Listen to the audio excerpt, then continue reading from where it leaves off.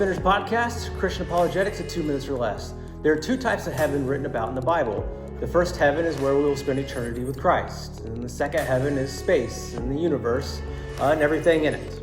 Now, the writers of the Bible understood that God used the heavens to reveal his glory. And why would he do that? Well, because he can, and he's that big and he's that awesome. Now, there are over 100 billion stars in our galaxy. The nearest star to us is Alpha Centauri, which is about 25 trillion miles away. But why did God make the stars so far apart? Well, I think he did it as a demonstration of how great his love is for us, and we see that in Scripture. For as high as the heavens are above the earth, so great is his steadfast love towards those who fear him, Psalm 103:11. To put that into perspective of how great his love is, if a space shuttle travels at 17,000 miles an hour, that's about 5 miles per second. If we were to build a spaceship and head to the nearest star at the time of Christ, we would only be 1/100th of the way there.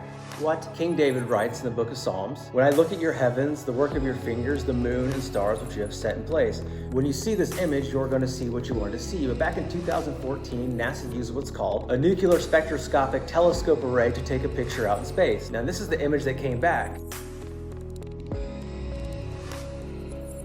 Now, for the biggest example of God's awesomeness, David writes this: "The heavens declare the glory of God, and the skies proclaim the work of his hands." Now, astronomers have the capability to map the planet's alignment. That's how we know when eclipses are coming. But researcher Miguel Foyle decided that he wanted to do an experiment. So instead of going forward, he went back in time. But when did he go?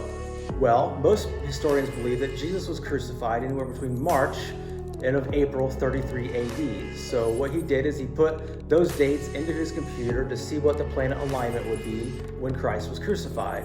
And this is what came back. There is no doubt that the heavens in fact do declare the glory of God.